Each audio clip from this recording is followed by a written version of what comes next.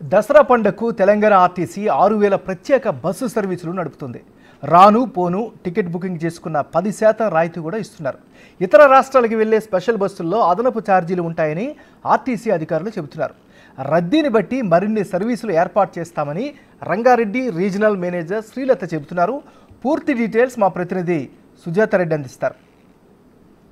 దసరా పండగకి సొంత ఊర్లు వెళ్ళడానికి అటు టీజీఎస్ ఆర్టీసీ ప్రత్యేక బస్సులను ఏర్పాటు చేసింది. ప్రస్తుతం రంగారెడ్డి రీజనల్ మేనేజర్ శ్రీలత గారు మనతో పాటు ఉన్నారు. చెప్పండి మేడం, ఈ దసరాకి ఎన్ని బస్సెస్ని ఏర్పాటు చేశారు? నమస్కారం అండి.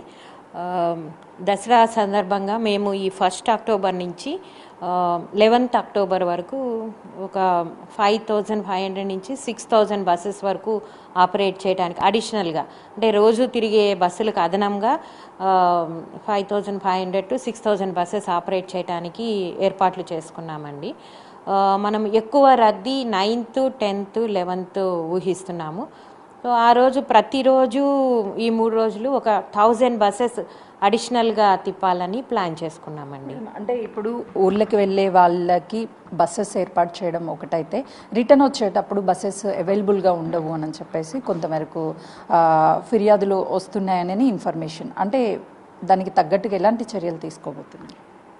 అంటే 9th, 10th, 11th వెళ్ళిన ప్రయాణికులందరూ స్కూల్స్, కాలేజెస్ హాలిడేస్ అయిపోతున్నాయి కాబట్టి 15th రీఓపెనింగ్ కాబట్టి 14th రిటర్న్ అవడానికి ప్రయత్నిస్తారు. ఆ రోజు మేము విపరీతమైన రద్దీని ఊహిస్తున్నాము.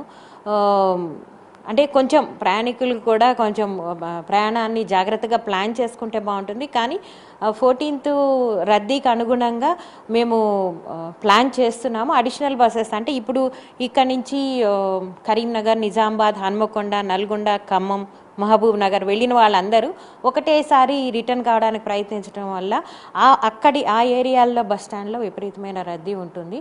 కాకపోతే అడిషనల్గా బస్సెస్ నడపడానికి ఆ రీజియన్ యొక్క అధికారులు ప్లాన్ చేసుకున్నారండి. మహాలక్ష్మి పథకం ప్రవేశపెట్టిన తర్వాత వస్తున్న మొట్టమొదటి దసరా కాబట్టి మేము ఎక్కువగానే బస్సెస్ ఆపరేట్ చేయడానికి ప్లాన్ చేసుకున్నాము. సిటీ నుంచి బయటకి పబ్లిక్ అందరూ పండగ సెలబ్రేట్ చేసుకోవడానికి వెళ్తారు కాబట్టి సిటీలో మూమెంట్ తక్కువ ఉంటుంది. మీరు చూస్తూనే ఉంటారు, ఎప్పుడు నిర్మానుష్యంగా మారిపోతాయి. కాబట్టి ఆ సిటీ బస్సుల్ని మేము జనాలకు అందుబాటులో ఉంచి రిటర్న్ ట్రాఫిక్ను కూడా తీసుకొచ్చే ఏర్పాట్ల కోసం ఆ ప్రయత్నం చేస్తున్నామండి. మేడం, దసరా అంటేనే మహిళలు ఎక్కువగా ఈ టైంలో ఫ్యామిలీతో వెళ్తూ ఉంటారు. ఖచ్చితంగా కూడా మహాలక్ష్మి స్కీమ్ ఏదైతే ఉందో ఎక్స్ప్రెసెస్లో ఇప్పటికి కూడా అమలు అవుతుంది కాబట్టి ఇప్పుడు ఇంకా రద్దీ పెరిగే అవకాశం ఉంటుంది కాబట్టి అదనంగా ఎక్స్ప్రెస్లను ఏమన్నా ఏర్పాటు చేశారు? ఇప్పుడు మీకు చెప్పాను కదండి, ఎక్స్ప్రెస్ బస్సులు ఉన్నాయన్నీ లైక్ వరంగల్ కానీ, కరీంనగర్, నిజామాబాద్ ఎక్స్ప్రెస్, పల్లె వెలుగులు అన్నీ కూడా స్పేర్ బస్సులతో సహా అన్ని రోడ్ల మీద ఆపరేట్ చేస్తామండి.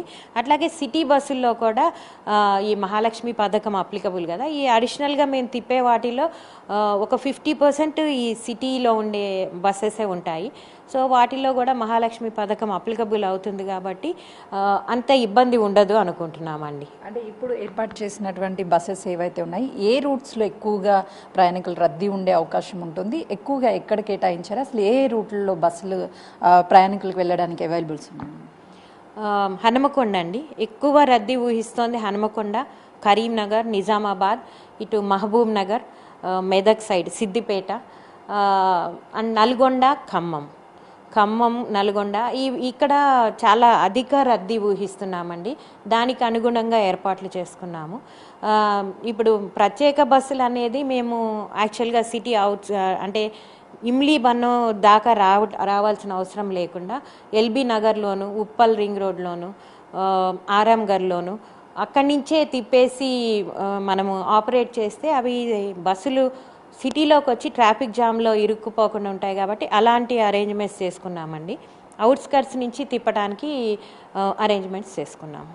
పబ్లిక్ నుంచి రెస్పాండ్ ఎలా వస్తుంది మ్యామ్? ఈ బుకింగ్స్ కావచ్చు, లేకపోతే ముందుగా బుకింగ్ చేసుకునే ఆప్షన్ కానీ ఇలాంటివి ఏమన్నా కల్పించారా?